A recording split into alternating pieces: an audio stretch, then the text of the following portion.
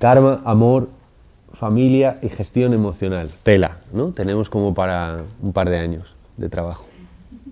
En realidad la vida va sobre karma, amor, familia y gestión emocional.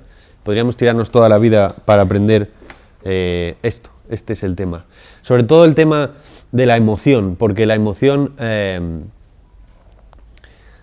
realidad es una de las claves, o si no es la gran clave de tanto de la vida como de la evolución personal como de la evolución espiritual. Y está un poco infravalorada con respecto a la razón, o muy infravalorada con respecto al conocimiento y a la razón. Yo digo siempre una frase que es, dado que las emociones fueron antes que el pensamiento, ¿sí?, se puede curar solo con emociones.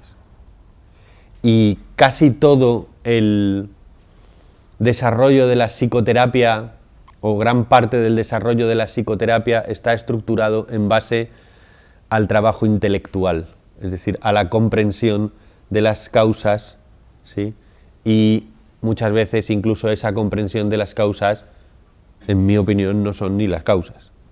Entonces es por lo que la gente puede pasarse en procesos eternos de autoconocimiento, y que he ido durante 13 años al psicólogo.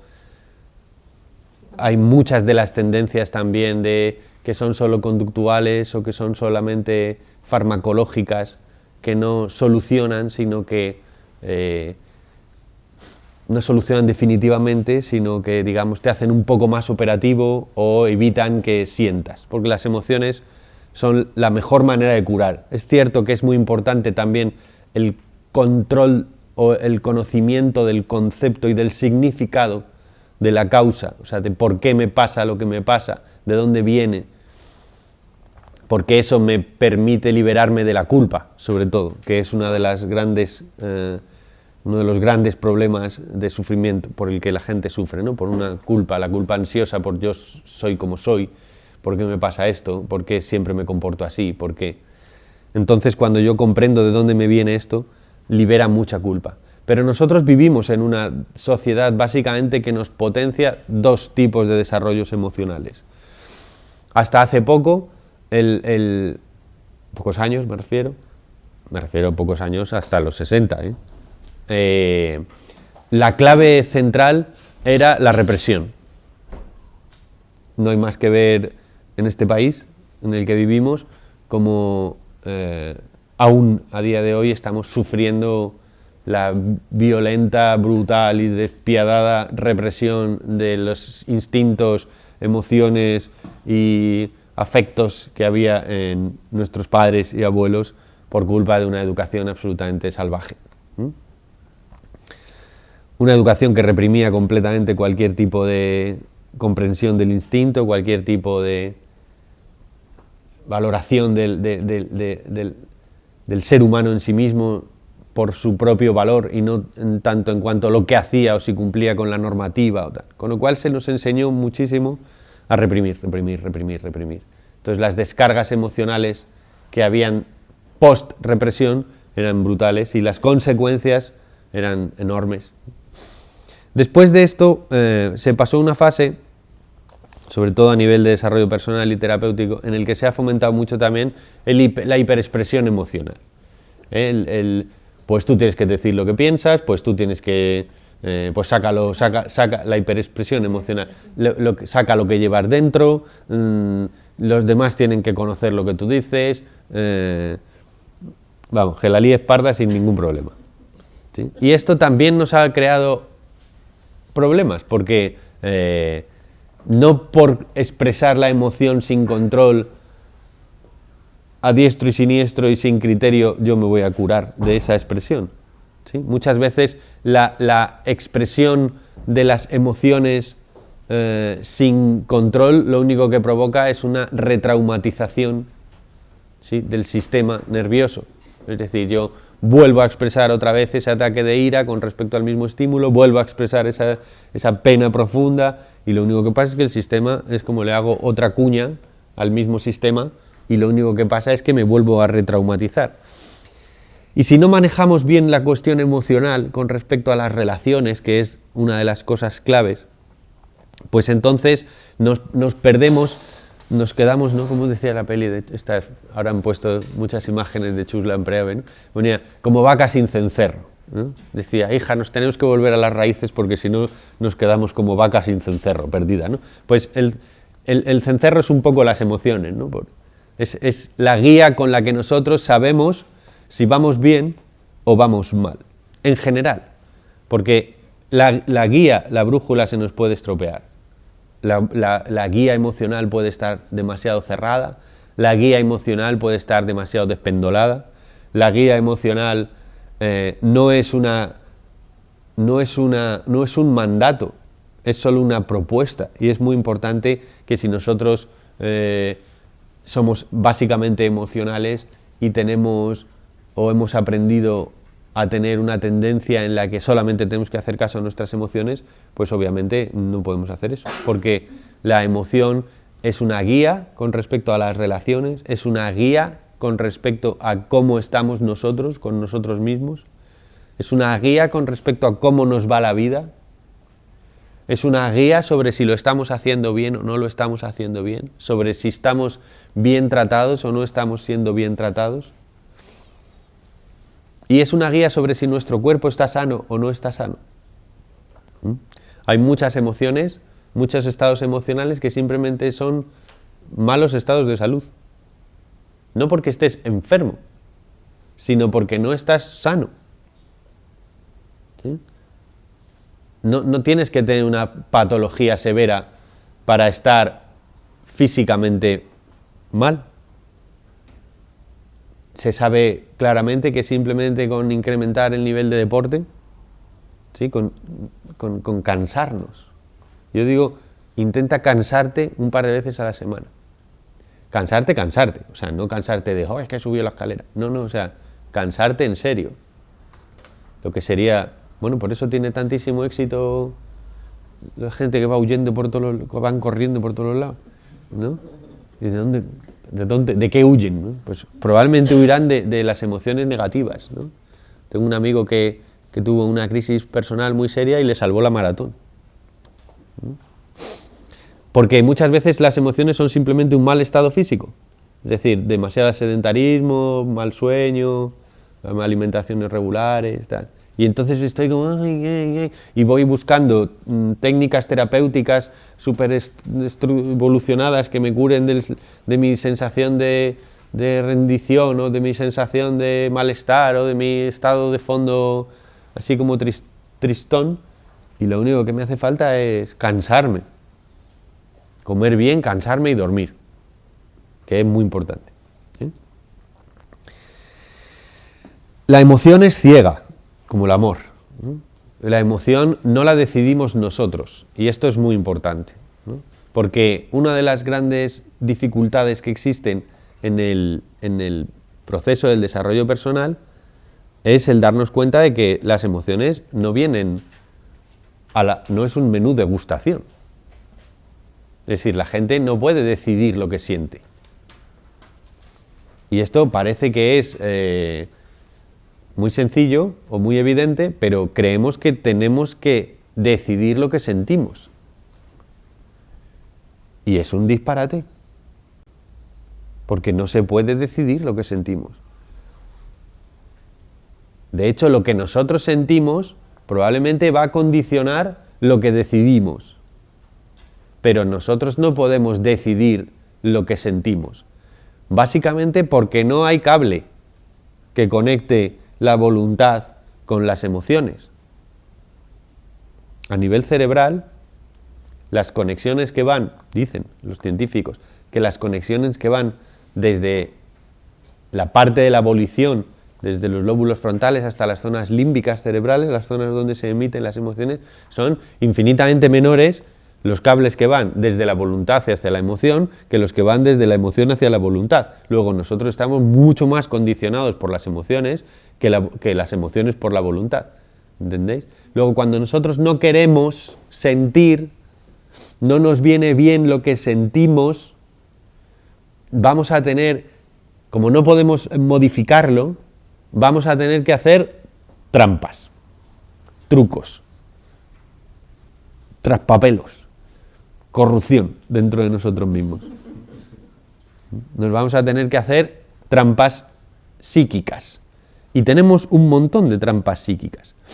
Muchas de las trampas psíquicas que nosotros nos hacemos para no sentir, ¿sí?, producen en nosotros sentimientos falsos. Es decir, es un sentimiento que en realidad es otro. ¿Sí? Muchos de esos sentimientos falsos que luego veremos nos crean una personalidad estructurada fija. Y como las emociones son la manera de cómo nosotros nos relacionamos entre nosotros, en el sentido en el que nosotros nos guiamos, no tanto de lo que la otra persona me está diciendo con su lenguaje, sino de la cara que me está poniendo cuando me lo dice, ¿sí? Nosotros sabemos si la relación va bien o mal, no por lo que me dice, sino por qué me lo dice, sino cómo me lo dice. De hecho, en la comunicación actual, que básicamente se basa en el WhatsApp, hemos tenido que poner emociones, hemos tenido que poner los emoticonos, ¿sí?, las caritas, para que quede claro cómo es el mensaje. Si es una ironía, si estoy contento, si estoy triste, si estoy encantado, porque si no era un nudo de chungo, de malas interpretaciones, eso de, no, es que me has dicho, no, perdona, pero te lo he dicho, no, pero me has dicho, no, pero he dicho, ¿sí? Y entonces era, pero no, el tono era, cuando quieras, no, me has dicho, cuando quieras, no. Y es que es muy distinto cómo yo digo algo emocionalmente, porque nosotros nos basamos en las emociones para relacionarnos. Los niños tienen la capacidad de con una mirada saber cómo están sus papás y leerles la emoción, porque dependen, su supervivencia depende de cómo estén esos señores.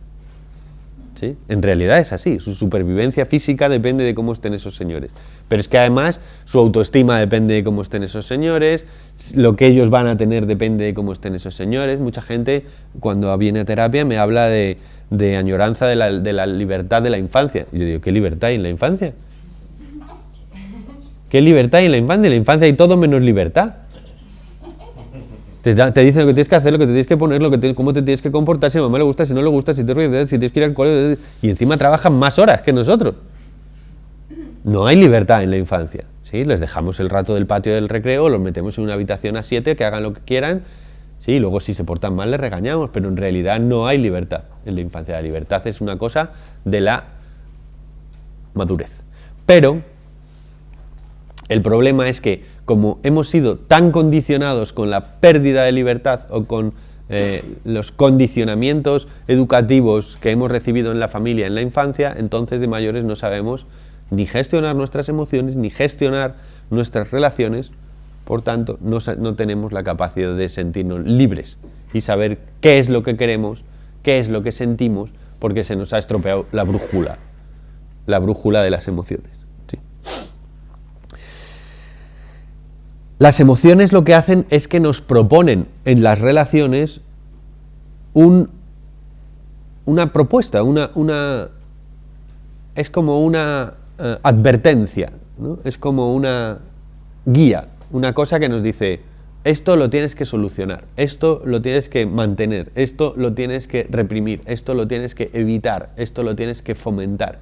Pero las emociones no le dan el sentido a la experiencia. Las emociones no dan sentido a la experiencia. El sentido se lo da la razón. La razón, basándose en las emociones, crea el significado de lo que ocurre. Y el propio significado genera nuevas emociones. ¿Entendéis esto? Yo estoy relacionándome con alguien, ¿sí? Entonces noto que ella, por ejemplo, está distante y no me hace caso, ¿no? Entonces a mí me sobreviene una sensación de angustia sutil, ¿sí? Es sutil, será sutil si yo he tenido buenos vínculos en mi familia y yo he sido un niño querido, ¿sí? Si mi pareja me deja de hacer caso de repente, pero yo he sido un niño querido, entonces la emoción que me subirá será momentáneamente de advertencia de qué pasa, qué le pasa, sobre todo, ¿no? ¿Qué le pasa? Perdón. ¿Qué le pasa? ¿No? Sería le, putos madrileños. ¿Y qué? Y entonces me viene una emoción suave porque yo he sido querido, ¿sí? Y entonces pienso, pues debe tener un mal día, ¿no? Entonces este es el significado que yo le doy. Y entonces le digo, ¿qué te pasa? Y abro la caja de los truenos, claro. Con esto, ¿no? Nada.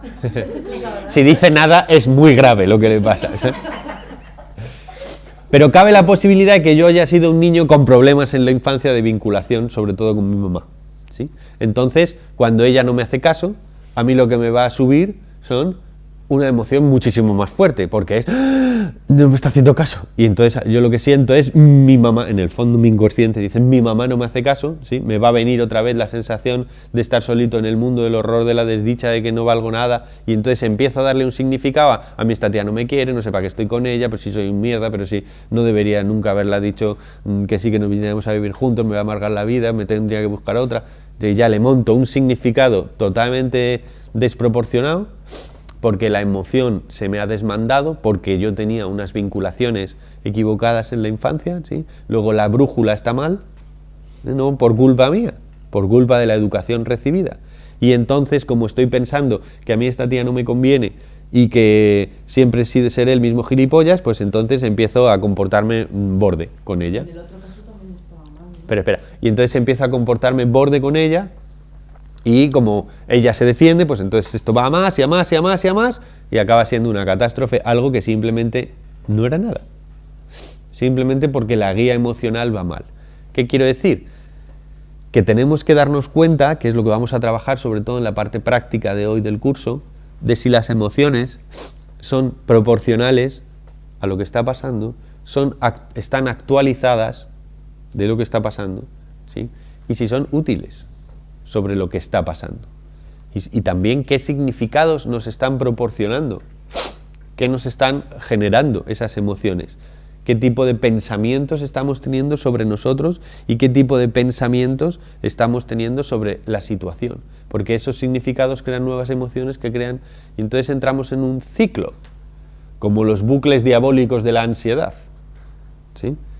Una vez que he tenido el ataque de ansiedad, el ataque de ansiedad básicamente es sensación emocional de muerte inminente. Luego esto me lo cuento como quiera, pero la sensación física es me estoy muriendo o me está dando un jamacuco, ¿sí? Y tengo todas las sensaciones físicas, problemas respiratorios, taquicardia, sudoración, angustia. Entonces el pensamiento cree que me está pasando algo. Como el pensamiento cree que me está pasando algo, la emoción se incrementa. Como la emoción se incrementa, el pensamiento cree que de verdad me está pasando algo. Como de verdad me está pasando algo, me asusto y entonces el corazón late más deprisa. Y entonces entramos en una dinámica en la que yo ya, cuando tengo ataques de ansiedad mantenidos o ataques de pánico, lo que tengo, no tengo pánico a nada. Tengo pánico al pánico. Tengo ataques de ansiedad por tener ataques de ansiedad. Tengo ataques de ansiedad por la ansiedad. ¿Sí? Entonces, este ciclo diabólico entre la emoción y el pensamiento, o somos capaces de manejarlo, ¿sí? O nos puede llevar a espirales de destrucción muy importantes, tanto en las relaciones como en nuestro estado personal. ¿Eh? ¿Acordaos de estas tres claves? ¿Qué estoy sintiendo? ¿Qué estoy pensando?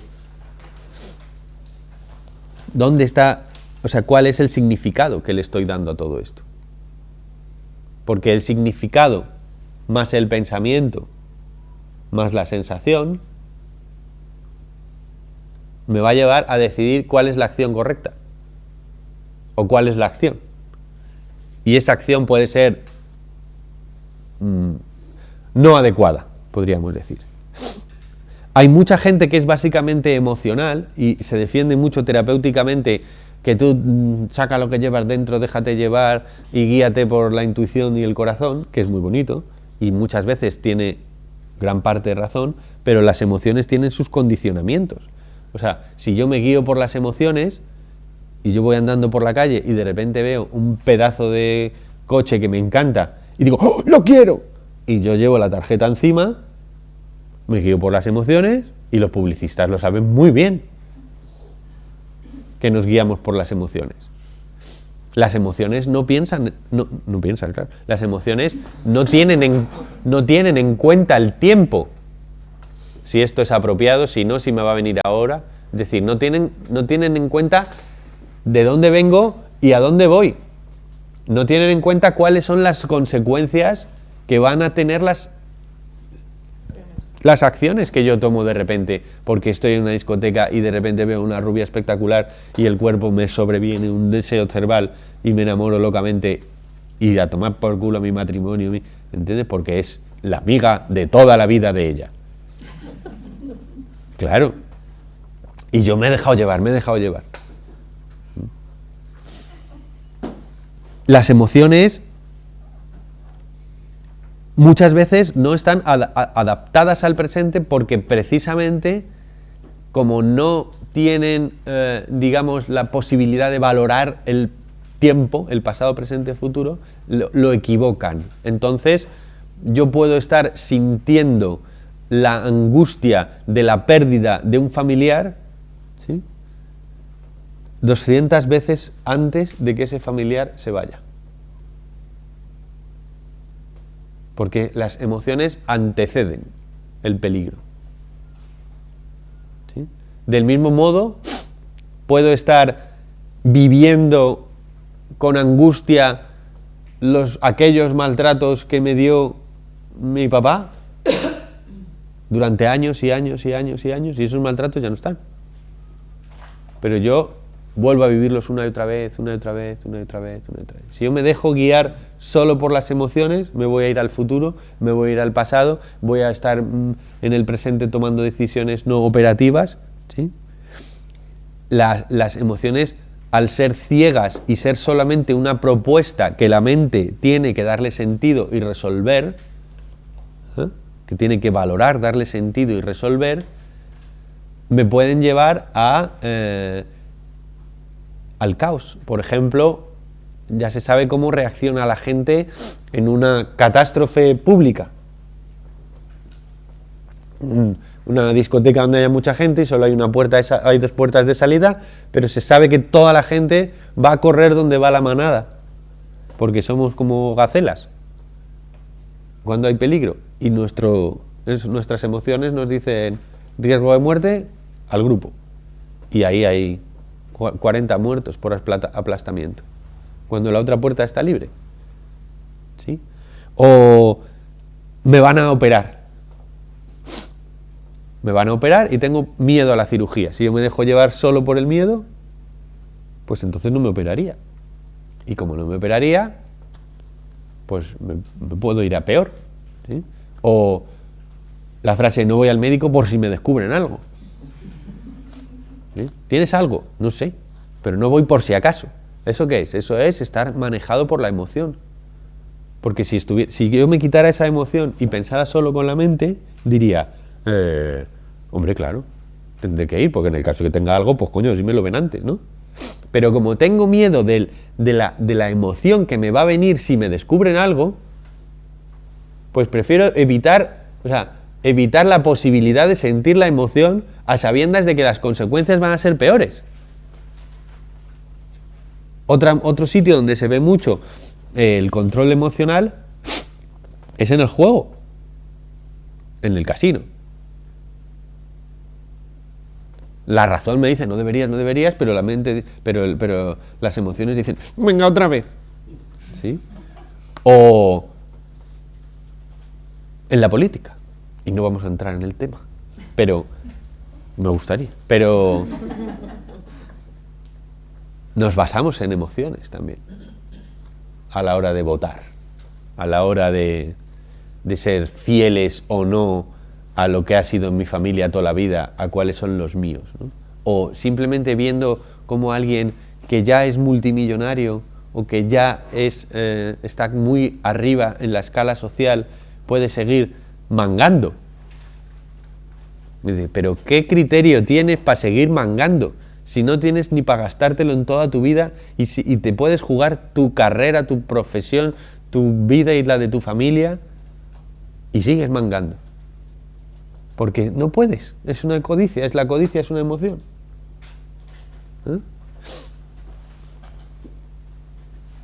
Mira a ver, Nerea, si se ha apagado la calefacción, que hace un poco frío. Las emociones son las mismas para todos. Para todos me refiero que todos los seres humanos más o menos tienen el mismo tipo de gama emocional, pero no estamos muy condicionados por el tipo de cultura, porque la cultura nos dice si las emociones son buenas o no son buenas en un momento determinado, ¿sí? Entonces, no hay más que ver cómo se vive un entierro o un duelo en una cultura o cómo se vive en otro para ver que las emociones se permiten o no se permiten, aunque las emociones sean las mismas. Entonces también tenemos que tener en cuenta que esa cultura no es solo social, no es solo religiosa sobre todo, sino que también es familiar. ¿Qué códigos en mi familia están permitidos y qué códigos no? Porque yo tenía unas familiares, que no voy a decir nombres, pero que se insultaban con un arte espectacular, ¿sí?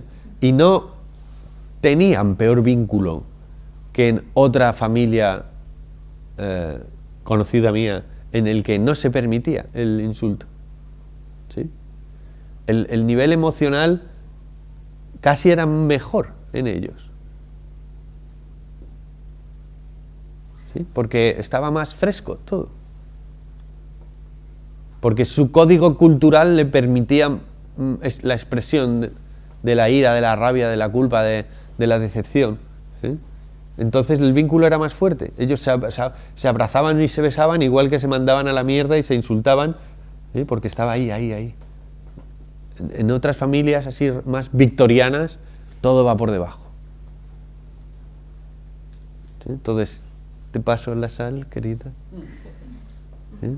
Entonces, claro, hay que estar ahí con 80 ojos para leer las emociones de los demás, ¿sí? La inteligencia emocional, de la que se ha hablado mucho, es saber, entonces, localizar qué emoción estoy sintiendo, saber sentir esa emoción, porque si yo no quiero sentir esa emoción, ya me voy a hacer trampa y luego veremos las trampas que me voy a hacer. Saber aceptar que esa emoción es la que tengo, sea la que sea, porque si yo no acepto la emoción, porque culturalmente no me lo puedo permitir, porque no se adecúa a la idea que yo tengo de mí mismo o de mí misma, entonces me estoy engañando. Me estoy engañando a mí mismo.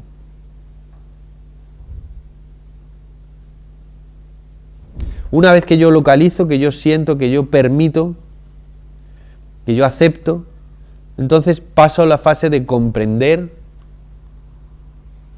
por qué está sucediendo esa emoción, a la fase de integrar esa emoción, eso ya es más profundo todavía, y luego a la fase de aprender cómo accionar con esa emoción, ¿sí? Cómo ejecutar, qué cosa tengo que hacer, porque la emoción siempre me va a llevar a una volición, o a un acto, a una cosa que resolver, a una... Luego son importantes estos pasos. Cuando tengáis emociones, mirar a ver si sé localizarla. Localizarla es localizarla físicamente. O sea, ¿dónde está en el cuerpo esa emoción? La tengo en la garganta, la tengo en el estómago, la tengo en el pecho, la tengo en ¿dónde la tengo? Saberla sentir, es decir, permitir que suceda esa sensación a través de mí. Respiro y siento esa sensación, permito que pase a través de mí, no la quito, no la evito, no la transformo, no la modifico, ¿sí? La acepto, y una vez que la acepto, entonces sí podría utilizar algunos recursos que luego veremos, digamos, de canalizar la emoción para que sea manejable, o para que la pueda surfear, mejor dicho. Porque manejarla no voy a poder, pero a lo mejor la puedo surfear. Es como un buen surfista puede surfear casi cualquier ola, ¿sí? El problema es que muchas veces para surfear olas muy grandes yo tengo que permitirme la expresión de esa emoción. Por ejemplo, llorar, ¿sí? Llorar intensamente. y a lo mejor no estoy en el sitio adecuado, o no se me permite en mi familia, o creo que no debo preocupar a mi pareja si lo hago, o creo que mis hijos no me deben ver, ¿sí? Entonces hay que saber modificar o planificar o canalizar o surfear de momento esa emoción para poderla vivir después también, ¿sí? Puedo aplazar hasta cierto punto esa emoción momentáneamente, pero paso por reconocerla primero, por aceptarla y por localizarla en el cuerpo y saber dónde está, ¿sí? Las emociones son complejas. Hay emociones que son una y otra, y muchas veces pueden ser contrarias, y tengo dos emociones a la vez, estoy triste y enfadado, y estoy enamorado y odiando, y estoy encerrado y escondido, ¿sí? Y tienen una diferencia con el pensamiento, que es que el pensamiento siempre, con un poco de entrenamiento, puedes ser capaz de darte cuenta de que estás pensando. Porque el pensamiento siempre es como una cosa que tú puedes ponerle el testigo rápidamente, ¿sí? Mi frase fetiche es, yo me digo, ¿de qué me estoy convenciendo? Porque me estoy convenciendo de algo, de alguna gilipollez me acabo de convencer, ¿sí? Entonces, uno puede hacer, vale. Y en el momento en que yo pongo el testigo sobre el pensamiento, ¿entendéis esto? En el momento en que yo pongo la linterna sobre a ver qué es lo que estoy pensando, no puede ser, no es posible simultáneamente pensar y saber qué se piensa. ¿Entendéis? El pensamiento se corta inmediatamente en el momento en el que yo pongo la luz sobre el pensamiento. Luego, esa capacidad de enfocar la atención en el pensamiento que hace que el pensamiento se corte, me permite un cierto control del pensamiento, ¿sí? Es verdad que si el pensamiento que yo estoy teniendo es compulsivo, en el sentido en el que es una obsesión, ¿sí?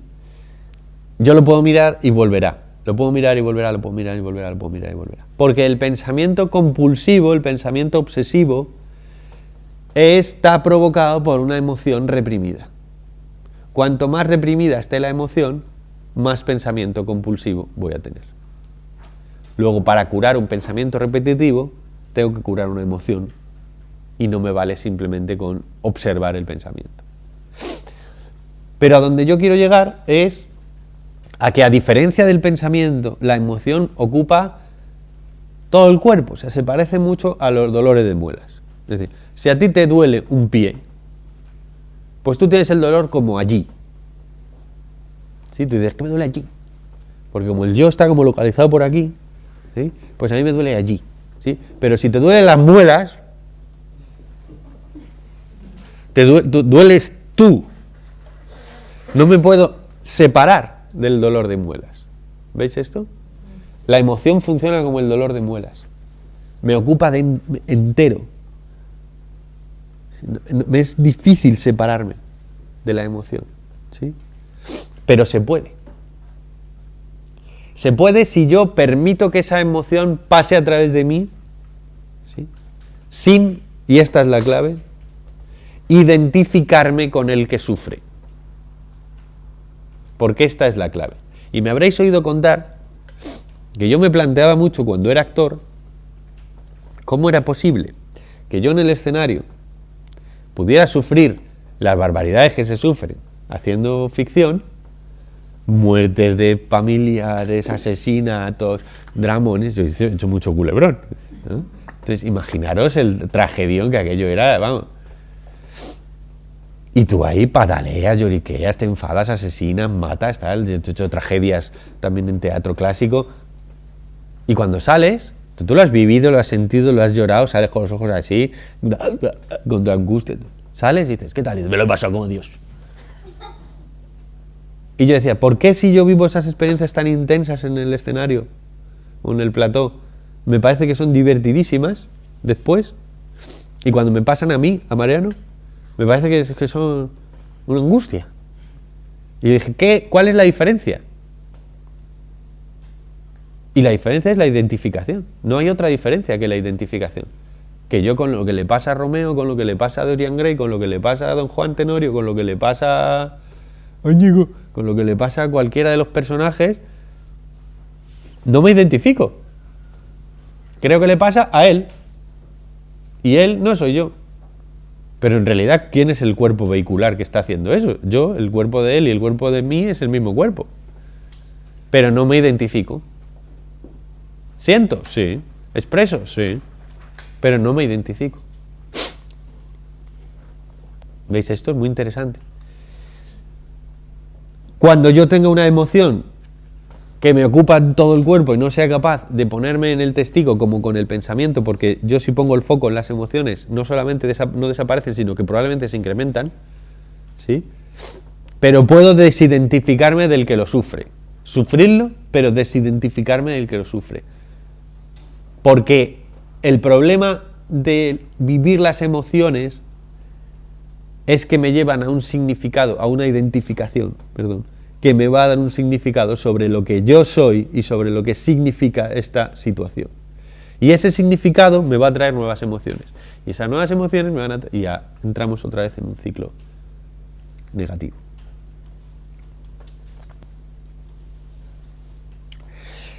Dado que en la vida social, tanto en el colegio, por ejemplo, como en el trabajo, como en el metro, por ejemplo, en el metro, tú quieres ir a un sitio donde no hay emociones, vete al metro. Todo el mundo parece que le han lobotomizado el cerebro en el metro. Según entra en un vagón de metro e intenta imaginar que estás en una fiesta. Te va a dar un jamacuco de risa, porque todo el mundo va así.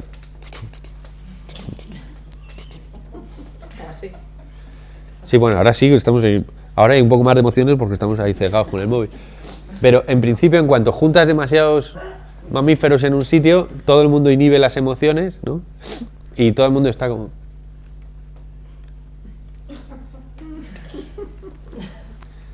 Métete en un ascensor con más gente, ¿eh? Todo el mundo corta el proceso emocional porque estás demasiado cerca, entonces se juntan todas las energías de todos, ¿sabes? Y entonces eso es como... Me cristalizo momentáneamente para no sentir nada, ¿sí? En la vida social, por tanto, nos cristalizamos, en el trabajo nos cristalizamos, en el colegio nos cristalizamos, y entonces en la calle nos cristalizamos, y entonces, ¿dónde no nos cristalizamos? En casa. Y entonces, claro, la familia en la que hay confianza, ¿no? Por eso se dice la confianza da asco. Bueno.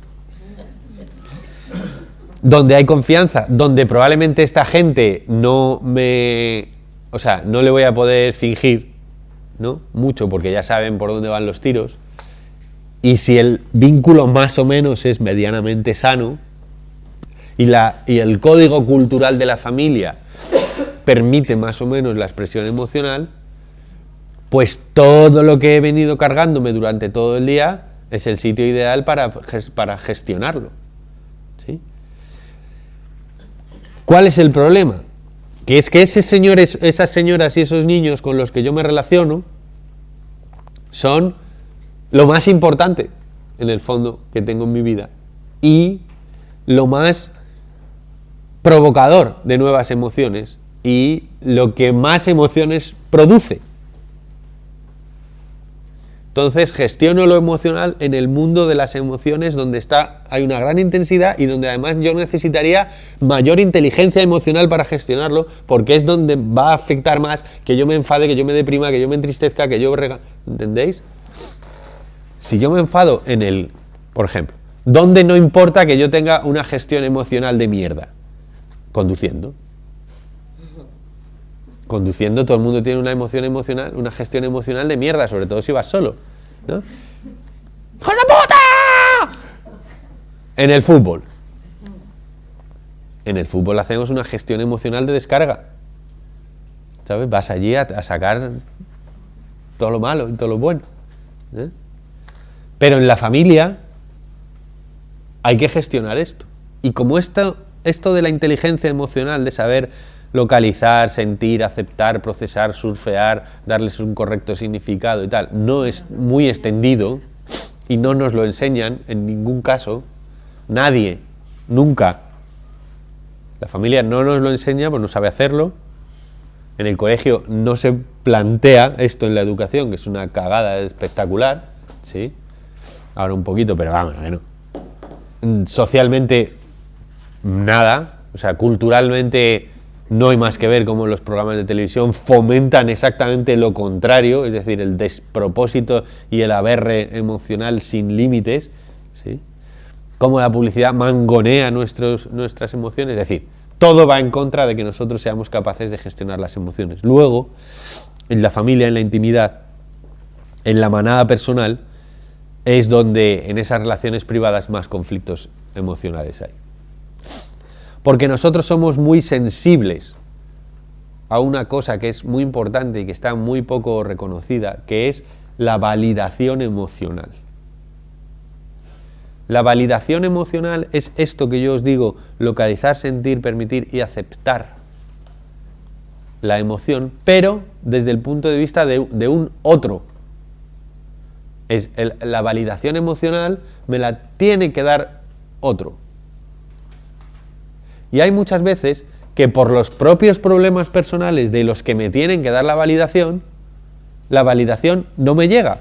Es decir, no me dice el otro, pues qué triste estás, es verdad, o qué enfadada estás, pues entiendo que estés así, ¿sí? Sino que hace, pero ¿por qué te pones así? Pero cállate, pero vete, no seas así, no me digas, ¿sí? No me validan las emociones, nadie me valida las emociones.